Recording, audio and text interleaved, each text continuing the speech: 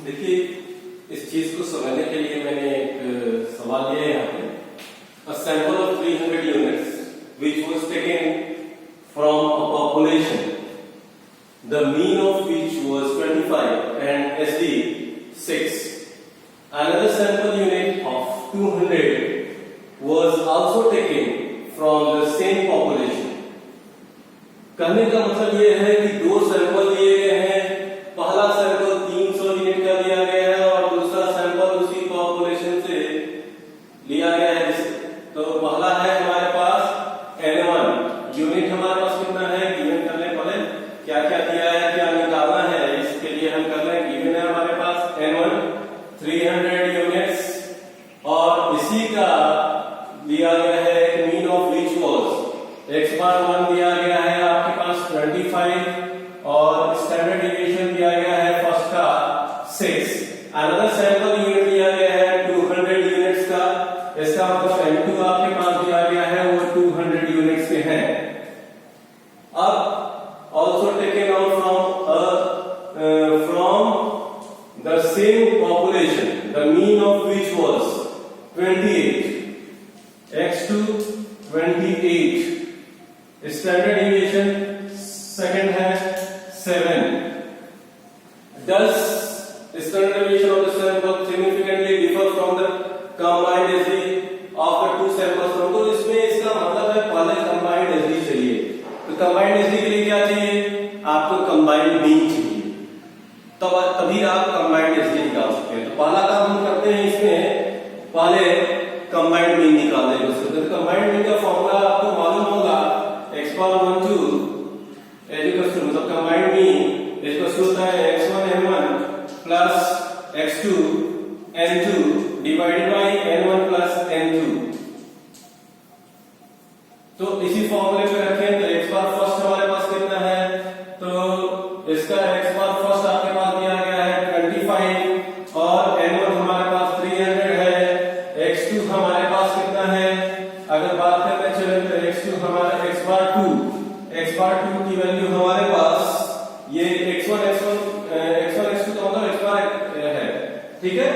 तो यहाँ पे x बार 2 हमारे पास है 28 और हमारे पास n2 200 है डिवाइडेड बाय अगर कर ले n1 प्लस n2 300 प्लस 200 तो ये हमारे पास हो जाएगा 7500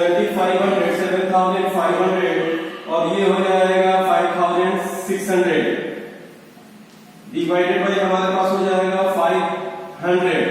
तो ये हमारे पास हो जाएगा 13100 डिवाइडेड बाय आपके पास हो जाएगा 500।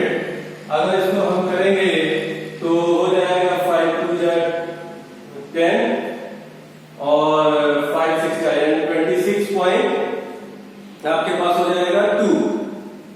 अगर इसको सॉल्व करेंगे तो ये हमारे पास हो जाएगा 26.2। अब यहाँ हमारे पास जब x बार आ गया, अब हम इससे क्या निकाल सकते हैं? d1 d2 निकाल सकते हैं जो कंबाइंड SD के यूज में आएगा।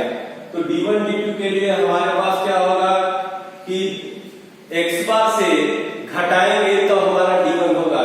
डेविएशन d का मतलब deviation from the actual mean. तो d1 करेंगे तो अगर 26.2 माइनस x बार 1 आपके पास कितना है? 25 है, तो हमारे पास हो जाएगा 1.2। अगर इसी तरीके से d2 की बात करें तो d2 के लिए हमारे पास कितना हो जाएगा?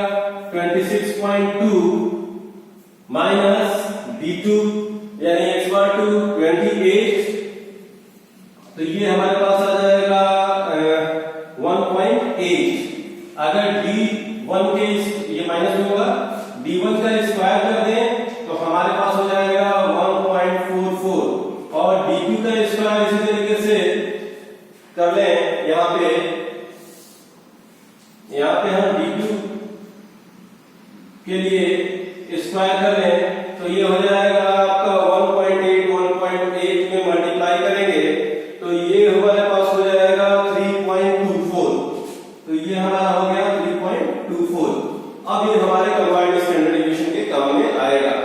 तो सबसे पहले हम कंबाइंड स्टैंडर्ड डिवीएशन का हिसाब लिख लें कि कैसे निकालेंगे। चलिए तो यही निकाल दे क्या? तो यही निकाल देते हैं। क्या करना है? कंबाइंड स्टैंडर्ड डिवीजन का फॉर्मूला होता है n1 into standard division of first का स्क्वायर प्लस कंबाइंड SD का फॉर्मूला होता है n1 into standard division of first और b का स्क्वायर। यानी हम इसको लिख सकते हैं फर्स्ट स्टैंडर्ड डिवीजन का स्क्वायर प्लस d1 का स्क्वायर, फिर इसके बाद प्लस कर लें और n2 कर लें। स्टैंडर्ड डिवीजन ऑफ फर्स्ट का square, standard division of second का स्क्वायर प्लस b2 का स्क्वायर। अब होल सम डिवाइडेड बाय करें तो n1 प्लस n2। अब इन्हीं की वैल्यू रखने चलते हैं तो सीधे से वैल्यू रख लें। n1 की वैल्यू हमारे पास कितनी है? 300 है, 300। अब ये हमारे स्टैंडर्ड डिवीजन का स्क्वायर, फर्स्ट का स्क्वायर, यानी फर्स्ट का स्क्वायर करेंगे। अगर ये फर्स्ट है 6 तो फर्स्ट का स्क्वायर कितना हो जाएगा? 36। तो 36 प्लस d1 का स्क्वायर 1.44। अब इसी में चलते हैं n2 की वैल्यू हमारी कितनी हो जाएगी? n2 की वैल्यू दी गई है 200। और स्टैंडर्ड डिवीजन ऑफ सेकंड आपके पास कितना है? स्टैंडर्ड डिवीजन ऑफ सेकंड है 7, तो स्टैंडर्ड डिवीजन ऑफ सेकंड का स्क्वायर हो जाएगा 49। तो यहां पे हमने लिख दिया 49 प्लस d2 का square 3.24 whole sum divided by, अब n1 प्लस n2 हम जानते हैं 3 प्लस 2 500। अब इसको सॉल्व करने चले तो 37.44 हो जाएगा ये। तो 37.44 मल्टीप्लाइड बाय 300 हमारे पास आ जाएगा 11232। इक्वल्स टू में लिख देते हैं 11232। प्लस में कर लें 200 को अगर करें 52.24 से करेंगे तो आ जाएगा 10.4, ये आ जाएगा 10.438 आना चाहिए। 52.24 ठीक है, मल्टीप्लाई बाई 200 तो ये आ रहा है 4 2 जा 8 और 2 2 जा 4। ठीक है, और ये हो जाएगा 2 2 जा 4 और ये हो जाएगा 5 2 जा 10, यानी 10 4 4 8। तो ये हो जाएगा 10 4 4 8 डिवाइडेड बाई 500। अगर इन दोनों को हम जोड़ेंगे तो ये हो जाएगा 21। मैं एक चीज हमेशा गलत करते आ रहा हूं, सबको मुझे शुरू से ही कंबाइंड एसडी के लिए रूट में लेके चलना था। ये फॉर्मूला रूट में है, ये मेरा छूटा जा रहा है। ठीक है, ये पूरा फॉर्मूला हमारा रूट में है। इस तरीके से करेंगे तो अब हमारे पास आ जाएगा 21,680। ये आ गया 21,680 डिवाइडेड बाई 500। तो अब हम इसको जब डिवाइड करेंगे 500 से तो ये हमारे पास वैल्यू आ जाएगी 6.58। 6.58 ये तो हमारी कंबाइंड एसडी की वैल्यू है। अब मुझे निकालना है स्टैंडर्ड एरर। थोड़ा सा रब कर लूं।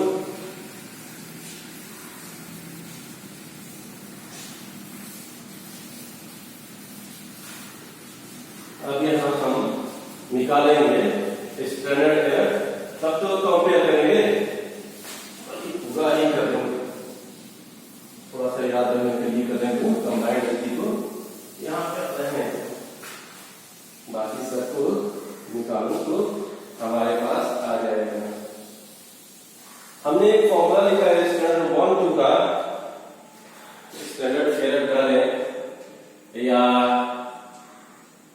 इसको मैं दिखा दूं फर्स्ट और सेकंड का, स्टैंडर्ड 1 माइनस स्टैंडर्ड 1 2, थोड़ा छोटा दिखता तो ज्यादा अच्छा। ठीक है, अब हमारे पास इसका फॉर्मूला होता है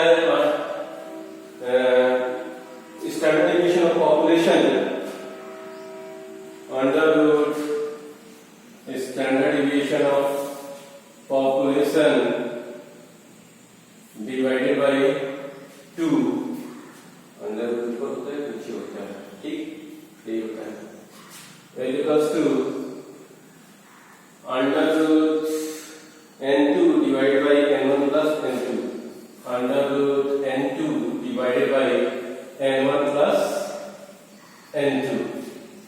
अगर इस चीज को हम करते हैं यहाँ पे, तो अब हम इस फॉर्मूले को यूज करें तो स्टैंडर्ड डिवीजन हमारा पॉपुलेशन का कितना आया है, स्टैंडर्ड डिवीजन ऑफ पॉपुलेशन का हम लोग का आया था यहाँ 6.5 था, 6.58 था, तो ये हमारा 6.58 है,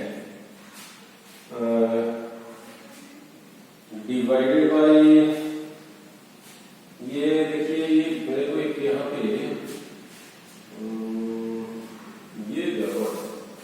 ये होगा standard division of population divided by under root, ये यहाँ पे गलत है। ठीक है, 6. तो इसका होगा 1.414 और इंटू में हो जाएगा n2 की वैल्यू 200 थी ना, हाँ 200 divided by n1 plus n2 500। ठीक है, जब इस पूरे को सॉल्व करेंगे तो हमारे पास आ जाएगा 4.653, ये हो जाएगा 4.653 इंटू, अगर इसका करें तो 0404 को जब निकालने चलेंगे तो 0365 हो जाएगा, इंटू 0.0365, अगर 200 डिवाइड बाई 500 करें तो हो जाएगा 1698, इक्वल्स टू 0.1698। हमारे पास वैल्यू आ गई, ये उससे कम है अधिक है। अब डिफरेंस क्या है 6 और 6.58 के बीच, तो डिफरेंस हमारे पास है 6 है और 6.58 है, तो 0.58 का डिफरेंस हमारे एसडी में आया है। ठीक है, कंबाइंड एसडी में 6.58 का डिफरेंस है, तो ये क्या है लेस देन, तो इसको हम कह सकते हैं difference between SD of sample is more than difference of standard deviation, SD का मतलब standard deviation of samples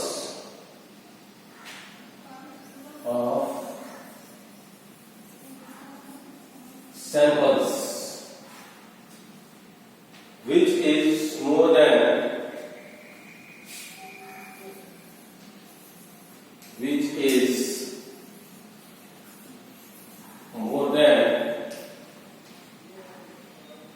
the value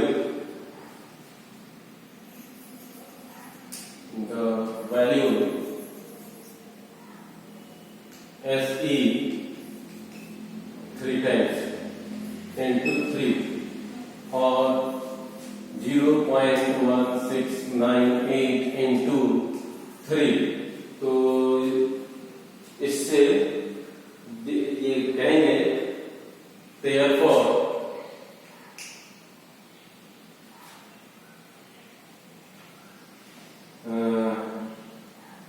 it is significant। जब कम होता है तो कहते हैं कि difference is significant, difference is